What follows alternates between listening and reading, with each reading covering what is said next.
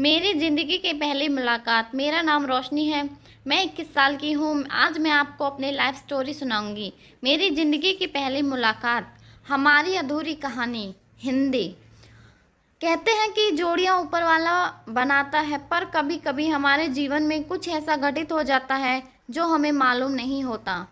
हमारे जीवन में बहुत से बदलाव होते हैं और सब नियति का खेल होता है। मुझे आज भी याद है, मैं कुछ 15 साल की रही होंगी और उस वक्त 9वीं कक्षा में मेरा दाखिला हुआ था।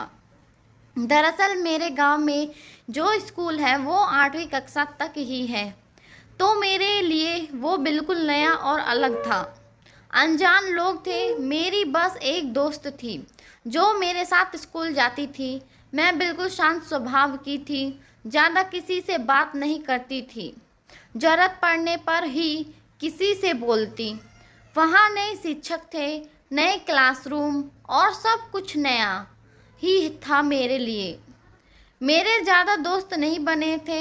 मैं पेंटिंग बनाया करती थी और खाली समय में उसी में लगी रहती थी। धीरे धीरे कुछ लड़कियां मेरी दोस्त बनने लगी और मेरा मन भी लगने लगा। एक दिन मैं क्लासरूम में बैठी थी, तभी एक शिक्षक क्लास में आए और उनके साथ एक लड़का था। मैं उसे बस देख रही थी। एकटक वो सबसे अलग था, मानो मैं उसे देखकर किसी और दुनिया में चली गई। वो लड़का अपनी लिखी किताब का प्रचार करने आया था।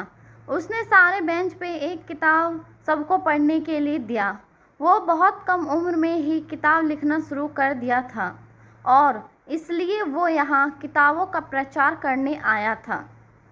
सब उसकी बहुत प्रशंसा कर रहे थे, पर मैं तो बस एकटक निहारे जा रही थी।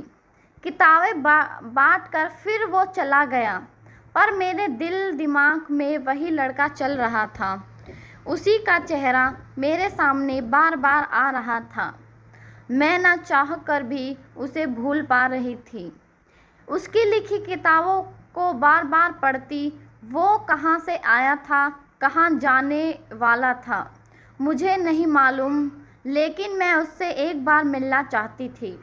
लेकिन अब ऐसा मुमकिन नहीं था। बहुत दिन बीत गए, लेकिन मैं वो मुलाकात नहीं भूल पाई।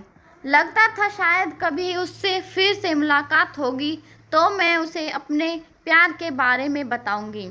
लेकिन क्या वो मेरे से प्यार करता होगा? उसे तो मेरी याद भी नहीं होगी।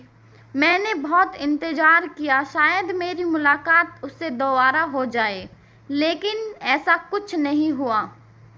आप इस कहानी के रिश्ते के माध्यम से सुन रहे हैं। हमारी कहानी सुनने के लिए आपका बहुत बहुत धन्यवाद।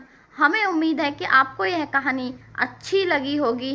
कृपया आप इस कहानी को अपने मित्रों को ज़्यादा से ज़्यादा शेयर करें और कमेंट करें और वीडियो को लाइक करें और मेरे चैनल को सब्सक्राइब ज़रूर करें। धन्यवाद।